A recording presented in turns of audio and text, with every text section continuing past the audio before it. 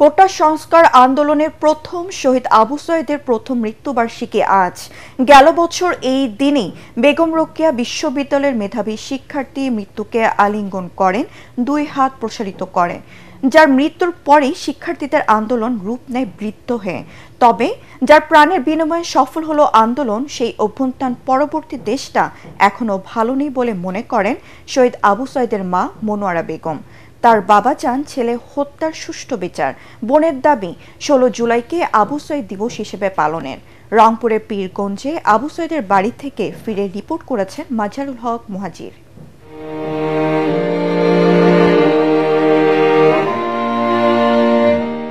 অন্যায়ের পক্ষে 100 বছর বাঁচার চেয়ে ন্যায়ের পক্ষে মরে যাওয়াটা সম্মানের, গর্বের। রংপুরের পীরগঞ্জে বেড়ে ওঠা আবু সাঈদের চিন্তায় দর্শনে ছিল এমনই মনোভাব, যার প্রতিচ্ছবি আজও অমলিন আবু সাঈদের ফেসবুক প্রোফাইলে।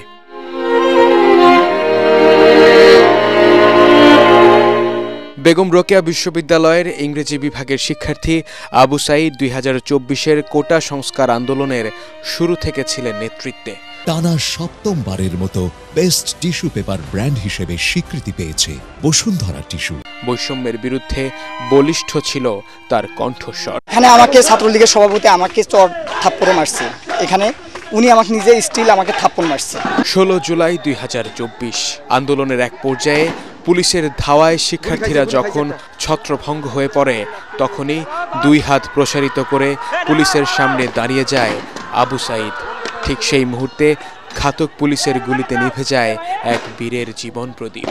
এই কবরেই শুয়ে আছেন গেল বছর কোটা সংস্কার আন্দোলনে পুলিশের গুলির সামনে দুই হাত প্রসারিত করা তরুণ মেধাবী যুবক আবু সাঈদ, যার মৃত্যুর খবর ছড়িয়ে পড়ার পর থেকেই কোটা সংস্কার আন্দোলন রূপ নেয় ফ্যাসিবাদ বিরোধী এক আন্দোলনে। 9 ভাই বোনের অভাবের সংসারে কেবল আবু সাঈদেরই পড়াশোনা চালিয়ে যাওয়া সম্ভব হয়েছিল। পরিবারের স্বপ্ন ছিল তাকে নিয়ে আকাশ ছোঁয়া। ছেলের মৃত্যুর পর তাই তো বাকরুদ্ধ তার পরিবার। নতুন দেশের দিশা দেখালো যেই তরুণ, তার মায়ের বুক যে খালি, ফিরবে না প্রিয় সন্তান।